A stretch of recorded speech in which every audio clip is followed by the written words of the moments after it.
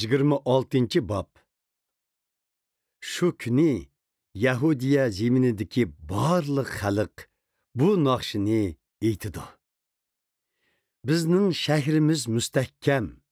Xudo xuddi sepil va sepil munorlarga o'xshash bizni qutqizdi. Darvozlarni ichinglar.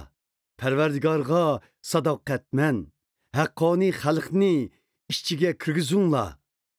Ey Parvardigor, bütün o'y xiyoli senda bo'lganlarga sen mukammal tinchlikni berisan, chunki ular sana tayangan. Her doim Parvardigorga tayinayli, chunki Parvardigor mengülük panohlanadigan qo'ram toshdir.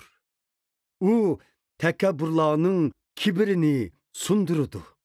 O'zini osmonda chaqlaydiganlarning shaharlarini tuzliyitidu. Ularni to'pi dövisiga aylantirib qo'yidi. Ezilganlar ularni yanchiydi. Yo'qsullarmu uni dassab o'tidi. Ey Parvardigor, sen to'g'ri yo'lda manganlarning yo'lini ravon qilsan. Durustlarning yo'lini tuz qilsan. Parvardigor, biz sening ko'rsatgan yo'lingda mangimiz. Sana talpinimiz. Sening nomingni ulug'lash qalbimizning istikidir.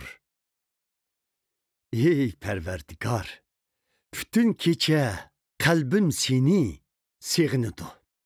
Tong saharda ruhim seni izdaydi. Sen yer yuziga so'roq kelganda, insonlar to'g'ri yo'lning nima ekanligini bilib qoladi. Gerçi razillarga shafqat qilinsimu, ular yanila haqqoniy yo'lni bilmaydi. Ular durustlar yaşaydigan bu zeminda gunohlik ishlarni qilaverib, Parvardigorning ulug'ligini o'ylamaydi. Ey Parvardigor, sen jazolash uchun qo'lingni ko'tirding. Lekin razillar buni ko'rmadi. Ular sening o'z xalqingni jon dil bilan qo'g'daydiganligingni ko'rsin va xijil bo'lsin. Sening g'azibing dushmanlaringni o'tqa o'xshash yalmab ketsin. Ey Parvardigor, sen bizga tinchlik ato qilgin. Bizning singdirgan barliq ajrimiz sendin kelgan. Ey Parvardigor, bizning Xudoyimiz, sendin boshqa hukmronlar ustimizda hukm surgan. Lekin biz sening nomingni e'tirof qilamiz. U hukmronlar o'ldi, qayta tirilmaydi. Ular go'rdi yotidi, qaytib kelmaydi. Chunki sen ularni jazolab yo'qotding. Ularni dunyoning esidan butunlay chiqarvatding. Ey Parvardigor, o'z xalqingni ulg'aytding. O'z xalqingning sonini ko'paytding.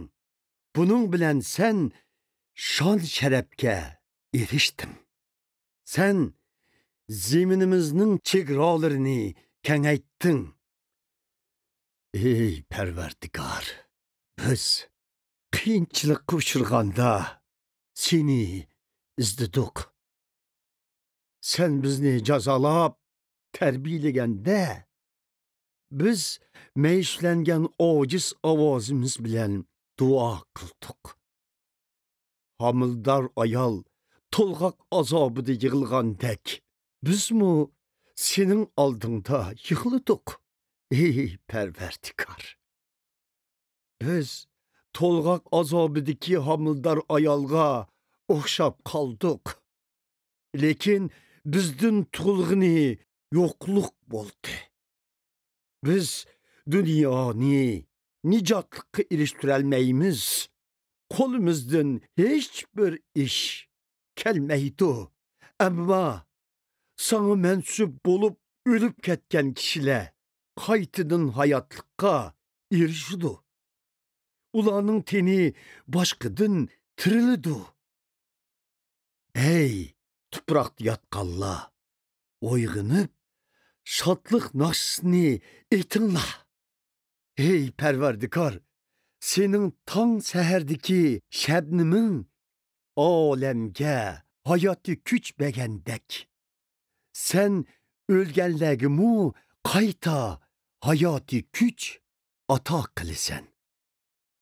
Xalqim, o'lringlarga kirib ketinglar, ishiklaringlarni taqab qo'yinglar. Parvardigorning g'azabi beshilg'icha ozgina vaqt yoshirinib turinglar. Qaranglar, yer yuzidagi gunohkor kishilarni jazolash uchun Parvardigor o'z makonidan chiqdi. Zeminga to'kilgan qonlarni zemin oshkorlaydi. O'ldirilganlarning jasadlarini zemin yoshirib qololmaydi.